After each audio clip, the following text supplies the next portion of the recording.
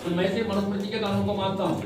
मैं हिंदुस्तान के ये जो नकली संविधान है इसको नहीं मानता हूँ, क्योंकि ये जो कानून है नकली है। ये तो मोदी जी का टेलीफोन आया, गुरु जी मैं प्राइम मिनिस्टर बनना चाहता हूँ, आज आप लात मार करके अडवाणी जी के घर में घुसा और अडवाणी जी को पकड़ करके मैंने कहा कि देखो तुम नंगे पैर आए थे पाकिस्तान से। अंबानी का जो प्लेन था उस प्लेन में मैं, अडानी, अंबानी, हम लोग तीनों बैठे नागपुर गए, हेडक्वार्टर गए। हम यहाँ पर फिर आ गए हैं एक बार दोबारा से स्वामी ओम जी महाराज के साथ, और स्वामी ओम जी महाराज से हम इस वीडियो में जानेंगे उनके पॉलिटिकल करियर के बारे में। तो मेरा सबसे पहला प्रश्न स्वामी जी आपसे ये है कि आपको, आपके दिमाग में ऐसा क्या आया कि हाँ आपको पॉलिटिक्स में एंट्री लेनी चाहिए? देखिए ऐसा है कि हमारे यहाँ जो संविधान है ना, आप देखेंगे सुप्रीम कोर्ट के चीफ जस्टिस के ऊपर में जो लाइन लिखा है वो लिखा है धर्मो रक्षते रक्षिता। कॉन्स्टिट्यूशन की शुरुआत वहां से हुई है। धर्म की आप रक्षा करेंगे तो देश की रक्षा होगी। यहाँ उल्टा हो गया है अभी। तो आप ये देखिए 1947 में जब देश आजाद हुआ था तो ये मुस्लिमवादी, महात्मा गांधी भी मुसलमान था।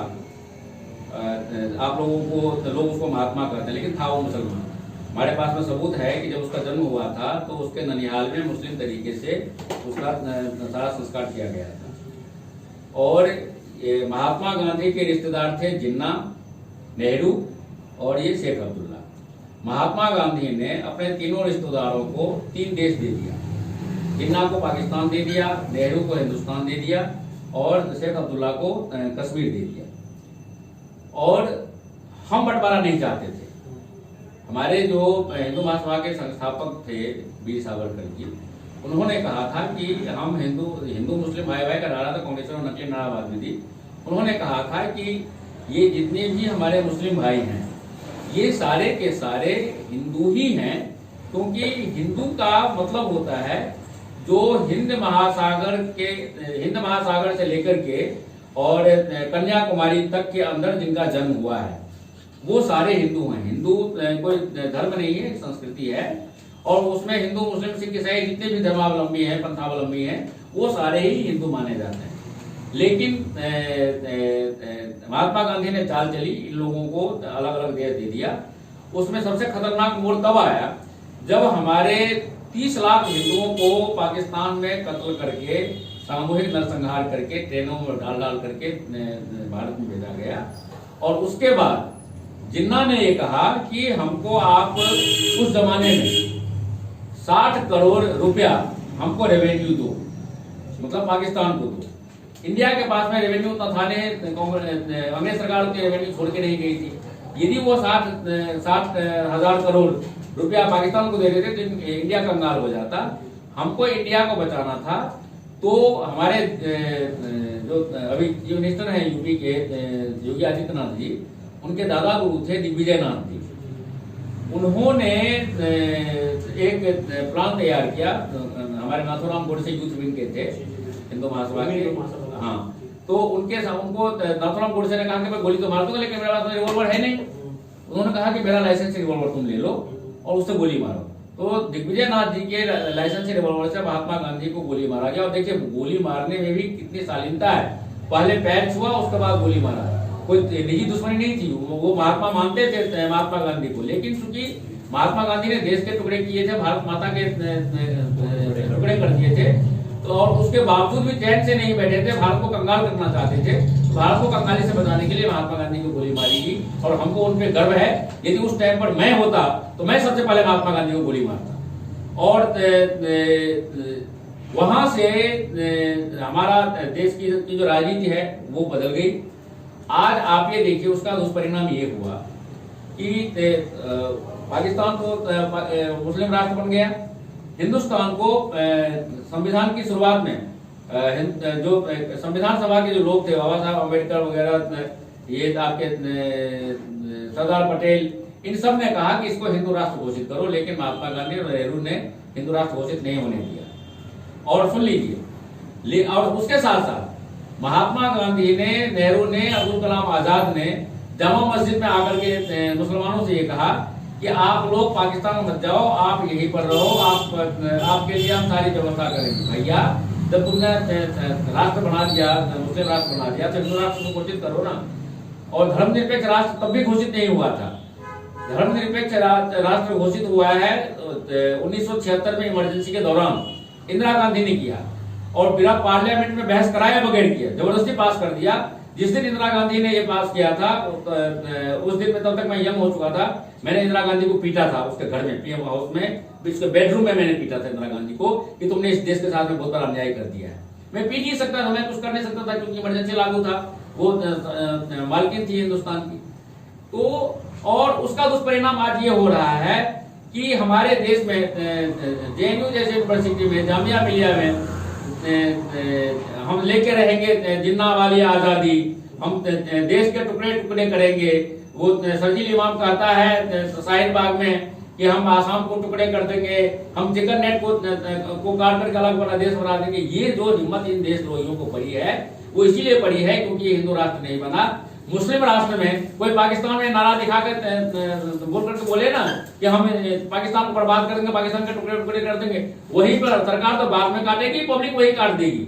लेकिन ये हमारा दुर्भाग्य है कि ये बहका करके सीएए जैसे गलतफहमी क्रिएट करके, आप ये देखिए ना सीएए में कहीं कोई गलत बात नहीं है, किसी की नागरिकता खत्म नहीं की जा रही, नागरिकता दी जा रही उन लोगों को दी जा रही है जिनके बहू बेटियों को सरेआम किडनैप करके सरेआम चौराहे पे उनके साथ में गैंगरेप होता है, और उसके बाद उनको ले जा करके उनका धर्म परिवर्तन करा करके उनको मुसलमान बना दिया जाता है, और उनके घर वालों को काट करके उनको हिंदुओं को दाह संस्कार भी नहीं करने देते हैं, जबरदस्ती उनको टोपी पहना करके दफना देते हैं। मोहम्मद साहब ने ये बात कहीं नहीं कही थी। आप ये देखिए इस देश में 33,000 ऐतिहासिक मंदिरों को मुस्लिम लुटेरों ने उसको ऊपर का गुम्बद तोड़ करके उसमें उन्होंने मीनार बना दिया। मंदिर वही का वही है जिसमें से आपके सामने अभी राम मंदिर में हमने मुकदमा जीता है, काशी मथुरा वाला आपके सामने है, सूर्य मंदिर का चल रहा है, कोणार्क सूर्य मंदिर में बनाने जा रहा हूँ 200 करोड़ का। तो आपने लैंड खरीदी तो है? मैंने वहां पे जमीन ऑलरेडी खरीद ली है, और मैं प्राइम मिनिस्टर अभी मैं दिल्ली इसलिए आया हूँ राम मंदिर बनाने के लिए। मैं प्राइम मिनिस्टर नरेंद्र मोदी जी को मैं लेकर के जा रहा हूँ 2 अप्रैल को, भूमि पूजन कराने के बाद फिर मैं नरेंद्र मोदी जी को मैं कोणार्क लेकर के जाऊंगा। हाँ मिलवा दूंगा। तो वो मैं कोणार्क मंदिर बनाऊंगा जो 119 सालों से बंद है। तो ये जो भारतीय संस्कृति को ये युवा खराब कर रहे हैं, मैं उन युवाओं से मैं प्रार्थना करता हूँ। आज हालत ये है कि किसी की बहू बेटी के साथ में सरेआम चौराहे में बलात्कार होता है, लव जिहाद आपको मालूम ही है।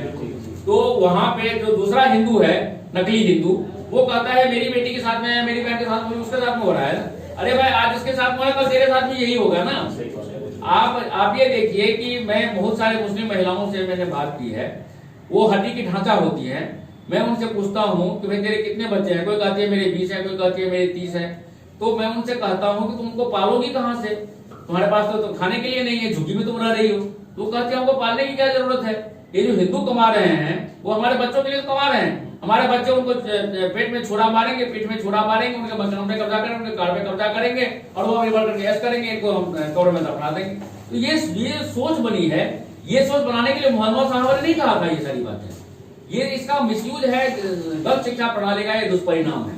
और इसीलिए मुझे मजबूर होकर के मुझे उनकी हिंदू आर्मी बनाना पड़ा, जिसके वजह से आज अभी आप देखेंगे मुझे तो नरेंद्र मोदी ने और चीफ जस्टिस बोबड़े ने मुझे रोक रखा है। जिस दिन ये हाथ उठा देंगे, सरेंडर कर देंगे, उस दिन आप देखेंगे जितने पूरे हिंदुस्तान में शाहीन बाग बना हुआ है वहां पर मेरे लाखों ओमजी हिंदू सेना के जो बहादुर हिंदू हैं वो रिवॉल्वर से गोलियां चलाएंगे, लठ मारेंगे, और हर शाहीन बाग को मैं 2-2 घंटे में पूरा खाली कराऊंगा। अब एक मैंने स्वामी जी चीज नोटिस करी है कि जो भी एक महान पॉलिटिकल लीडर होते हैं उनके साथ एक सहयोगी होता है। जैसे हमने देखा कि आडवाणी जी के साथ अटल जी थे, नरेंद्र मोदी जी के साथ अमित शाह है, आपके साथ जैन साहब है। जैन साहब से आपकी मुलाकात कैसे हुई और आपके क्या दोनों की थिंकिंग एक जैसी थी, उसके बारे में कुछ बताइए। देखिए जैन साहब हिंदू विरोधी थे। वो मुझे कहते थे कि हम तो हमारा जो जैन धर्म है उसमें हम सिर्फ 24 तीर्थंकरों को मानते हैं, हम हिंदू देवी देवताओं को नहीं मानते हैं। मैंने कहा चलो यहाँ तक तो बात आपकी हम थोड़ी देर के लिए मान भी लेते हैं, लेकिन भगवान 24 तीर्थंकर जो हुए हैं उन्होंने किसी देवी देवता को गाली नहीं दिया था, तो आप देवी देवता को गाली नहीं दे सकते। और दूसरा ये है कि जैन धर्म जो अहिंसा सिखाता है, आप ये देखिए महात्मा गांधी ने और महावीर स्वामी ने भी कितना गलत काम किया। अहिंसा परमो धर्म तो चिल्ला चिल्ला करके बोलते रहे, लेकिन जो असली पॉइंट था उसका धर्म हिंसा तथैव च, वो ना तो महात्मा गांधी ने कहा ना महावीर स्वामी ने कहा। धर्म के लिए हिंसा बहुत जरूरी है, इसीलिए भगवान राम ने रावण को मारा, भगवान श्री कृष्ण ने कंस को मारा, अर्जुन ने दुर्योधन को मारा। ये धर्म के लिए हिंसा हुई थी, कोई व्यक्तिगत दुश्मनी नहीं थी। जो अधर्मी थे उनको मारा गया, अधर्मियों को मारना हमारा कर्तव्य बनता है। और हमारे यहाँ मनुस्मृति में लिखा गया, मैं से मनुस्मृति के कानून को मानता हूँ। मैं हिंदुस्तान के ये जो नकली संविधान है इसको नहीं मानता हूँ, क्योंकि ये जो कानून है नकली है, ये तो अंग्रेजों से उधार में इन्होंने लिया हुआ है। अपना कानून तो इन्होंने कभी बनाया नहीं।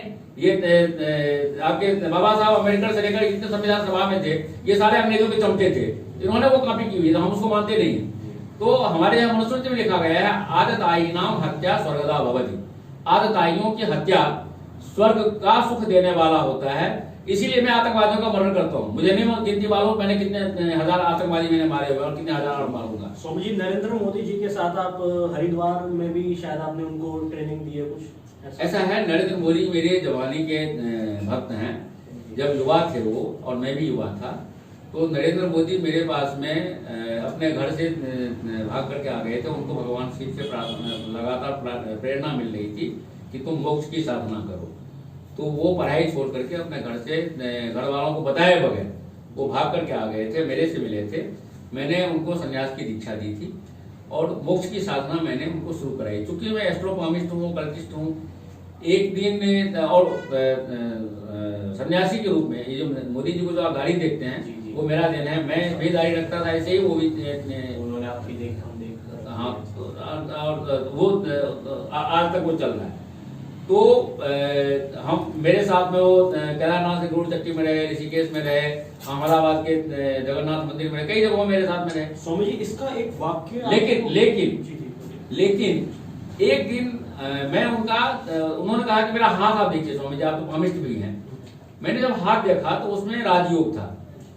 तो मैंने कहा कि अभी आप चोला उतारिए, आपको मोक्ष की जरूरत नहीं है, आपकी जरूरत इस देश को है। आप इस देश के प्रधानमंत्री बनेंगे और आप इस देश को हिंदू राष्ट्र बनाएंगे, इसलिए चोला आप उतार दीजिए। तो कहने लगे हम तो चाय बेचने वाले परिवार से हैं, हमारा तो राजनीति में कोई है नहीं, हम कैसे प्राइम मिनिस्टर बनेंगे। मैंने कहा देखिए, भाग्यम फलत सर्वत्र न च विद्या नहीं पौरुषम, जैसे शास्त्र कहता है भाग्य फल को देता है। मनमोहन सिंह जब गवर्नर थे रिजर्व बैंक के, तो कोलाबा में मैं उस वक्त रुका हुआ था। मेरी एक शिष्या थी नूतन बहल, मोनिश बहल की माँ। तो उसके वो जिस फ्लोर पे रहती थी उसके नीचे वाले फ्लोर में मनमोहन सिंह रहते थे। तो डिनर पे हमारे पास में डिनर करने के लिए आए नूतन के घर में। तो उनका हाथ मैंने देखा तो मैंने कहा कि भैया तुम तो एक दिन प्राइम मिनिस्टर बनोगे। लगे हमारे खानदान में कभी कोई प्राइम मिनिस्टर बना नहीं, कोई राजनीति में नहीं है। मैंने कहा मुझे नहीं मालूम, तुम बनोगे और जब टाइम आएगा तो मैं तुम्हें बताऊंगा। वो टाइम मैंने उनको लगभग बता दिया था।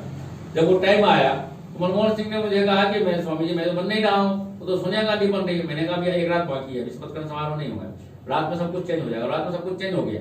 पार्लियामेंट में सोनिया गांधी ने जाकर कहा कि मैं प्राइम मिनिस्टर नहीं बन रही हूँ, मैं मनमोहन सिंह को बना रही हूँ। तो ये भाग्य का सुपरिणाम होता है।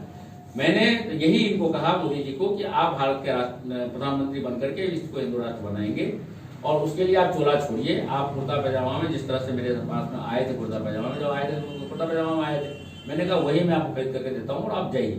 उस वक्त मोबाइल सिस्टम नहीं था, मोबाइल फोन नहीं होता था, लैंडलाइन होता था। जो आरएसएस के चीफ थे उनको मैंने फोन किया। मैंने कहा कि मैं आपको भारत का प्रधानमंत्री में दे रहा हूँ, इनको पूरा ट्रेनिंग दे करके आप तैयार कीजिए, ये एक दिन प्राइम मिनिस्टर बनेंगे और हिंदू राष्ट्र बनेंगे।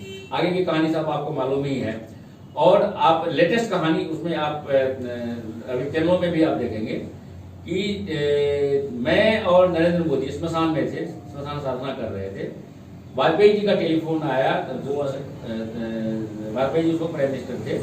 जो स्मशान था वहां पर लैंडलाइन था। तो वाजपेयी जी ने पता करके अपने आईबी वालों से कि नरेंद्र मोदी कहाँ है, उनको आईबी ने बताया। इंस्टेंट गूगल, ये आईबी इंफॉर्मेशन ब्यूरो को करते हैं। सर इंस्टेंट गूगल वाले भी नहीं नहीं, वो नहीं, इंफॉर्मेशन ब्यूरो जो सरकार की एजेंसी है, गुप्तचर विभाग है। तो आईबी से उनको प्राइम मिनिस्टर थे, आईबी को अधीन आता था। उन्होंने इन्फॉर्मेशन दिया कि फलाने स्मशान में स्वामी ओम जी के साथ में नरेंद्र मोदी है। तो वहाँ का लैंडलाइन नंबर पता करके वो लैंडलाइन पे तो उन्होंने बात की मोदी जी को बुलाया, मोदी जी को कहा कि मोदी जी तुम कहाँ पर हो? उन्होंने कहा मैं स्वामी जी के साथ में श्मशान साधना कर रहा हूँ, मैं श्मशान में हूँ। गुरुजी ये चीज तो पीएम नरेंद्र मोदी मूवी में भी है, आपने अगर देखी हो तो वो, लेकिन मूवी में मेरा चेहरा काट रखा है ना, वो सुरेश ओबेरॉय जी ने रोल। हाँ तो मेरा चेहरा काट रखा है। लेकिन ये बयान में चला, जब पहली बार चीफ मिनिस्टर बने थे तो वो जो घटना मैं आपको बता रहा था, मोदी जी ने उनको पूछा, नरेंद्र मोदी जी को वाजपेयी जी ने, कि भाई आप किस लिए श्मशान में साधना कर रहे हो? उन्होंने कहा कि मुझे केशुभाई पटेल के जगह पे मुझे चीफ मिनिस्टर बनना है, गुजरात बर्बाद हो रहा है, केशुभाई संभाल नहीं पा रहे। तो वाजपेयी जी ने कहा कि तुम्हारी साधना पूरी हो गई, तुमको हम चीफ मिनिस्टर बना रहे, तुम आ जाओ। तो ये उठ के चलने लगे। मैंने कहा भैया अभी साधना बाकी है, तुम तो चीफ मिनिस्टर बन गए, लेकिन वाजपेयी की वजह से नहीं बने, तुम चीफ मिनिस्टर बने हो साधना की वजह से, साधना पूरा करो, ये शाम का टाइम था उस वक्त। तो मैंने कहा कि तुम पूरी साधना कर लो, उसके बाद तुम वाजपेयी जी के पास में जाना, वाजपेयी जी कहीं भाग के नहीं जा रहे, चीफ मिनिस्टर की गद्दी तुम्हारी कहीं भाग के नहीं जा रही, तुम्हारी होगी। रात को 11 बजे मैंने छोड़ा नरेंद्र मोदी जी को, 11 बजे वो वाजपेयी जी के पास में गए, और उसके बाद की सारी घटनाएं आपको मालूम है। ये बात अभी जब नरेंद्र मोदी जी चीफ मिनिस्टर बनने से पहली बार तभी उन्होंने अपने बयान में कहा था, और अभी वाजपेयी जी का जब डेथ हुआ था तब ये बयान चलाया गया था कि स्वामी ओम जी के साथ में श्मशान में साधना में तल्लीन थे नरेंद्र मोदी जी, जिसके वजह से चीफ मिनिस्टर बनाए गए। चीफ मिनिस्टर के बाद जो प्रगति हुई, आपको याद होगा कि 8 जून 2013 को जब राष्ट्रीय अधिवेशन हो रहा था गोवा में भाजपा का, तो वहां से मेरे पास में मोदी जी का टेलीफोन आया कि गुरुजी मैं प्राइम मिनिस्टर बनना चाहता हूं, लेकिन उसके लिए राष्ट्रीय केंद्रीय अभियान समिति का अध्यक्ष बनना मेरा बहुत जरूरी है। वो आडवाणी जी बनना चाहता है, आडवाणी जी रुक करके दिल्ली में बैठे हुए, आपको तंत्र मंत्र करो। मैंने कहा कोई तंत्र मंत्र की जरूरत नहीं है, तुम 1 घंटे के बाद दुनिया का कोई भी चैनल खोल लेना, तुम बन चुके हो, और उसके लिए मैं कोई तंत्र मंत्र नहीं करूंगा। हमारे यहाँ भगवान राम ने कहा है बिन भय हो तो न प्रीत। मेरे यहाँ एक सिस्टम है, बल्क में हम SMS करते हैं, बल्क में हम ईमेल करते हैं, पत्रकारों को भी, अपने भक्तों को भी। आप देखेंगे कि मेरे पास में 11:30 बजे फोन आया था नरेंद्र मोदी जी का 8 जून को। मैंने आधे घंटे के अंदर पूरा वर्ल्ड का मीडिया आडवाणी जी के घर के सामने खड़ा हो गया, मेरे हजारों वर्कर खड़े हो गए, और वहां पर हमने रैली की। आडवाणी जी ने मुझे मिलने से इनकार कर दिया, तो दरवाजा पर लात मार करके मैं आडवाणी जी के घर में घुसा, और आडवाणी जी को पकड़ करके मैंने कहा कि देखो तुम नंगे पैर आए थे पाकिस्तान से, और तुम भारत के नागरिक नहीं थे, तुम पाकिस्तानी नागरिक थे। हमने तुमको जमीन से उठा करके डिप्टी प्राइम मिनिस्टर तक बना दिया, तुम्हारे भाग्य में प्राइम मिनिस्टर का योग नहीं है, तो जिसके भाग्य में प्राइम मिनिस्टर का योग है उसको बनने दो। और उसके बाद आडवाणी जी मान गए। उसके बाद की सारी घटनाएं आपको मालूम है। एक बात उसके बाद आई जिसमें इन्होंने, भाजपा वालों ने मुझे ये कहा, RSS के भागवत जी तब तक बन चुके थे चीफ, भागवत जी ने मुझे ये कहा कि स्वामी जी प्राइम मिनिस्टर बनने के लिए पैसा चाहिए। पैसा कहाँ से आएगा, भाजपा के पास इतना पैसा है नहीं, RSS के पास भी नहीं है। मैंने कहा उसकी व्यवस्था हो जाएगी। मैंने जो अंबानी का जो प्लेन था, उस प्लेन में मैं, अडानी, अंबानी, हम लोग तीनों बैठे, नागपुर गए, हेडक्वार्टर गए। मैंने भागवत जी को ये कहा, मैंने कहा ये जम्मू में बैठे हुए हैं, जितने अरब खर्चे होंगे हमको CIA से पैसा लेने की जरूरत नहीं, ये खर्चा करेंगे, पूछ लीजिए। अडानी ने, अंबानी ने, दोनों ने कहा कि जितने अरब खर्च होंगे, करोड़ को तो छोड़िए आप, जितने अरब खर्च होंगे हम खर्चा करेंगे, और हम नरेंद्र मोदी जी के लिए करेंगे, भाजपा के लिए नहीं करेंगे, हम नरेंद्र मोदी जी के लिए करेंगे। नरेंद्र मोदी जी की वजह से भाजपा के लिए करेंगे। इस वीडियो में आपने जाना स्वामी जी, इस तरह से वो प्राइम मिनिस्टर। इस वीडियो में आपने जाना स्वामी जी के पॉलिटिकल करियर के बारे में। अगली वीडियो में आपका मनपसंद टॉपिक बिग बॉस के बारे में हम पूछेंगे स्वामी जी से। दुनिया को भी बदल कर वो ओम दिखाएंगे।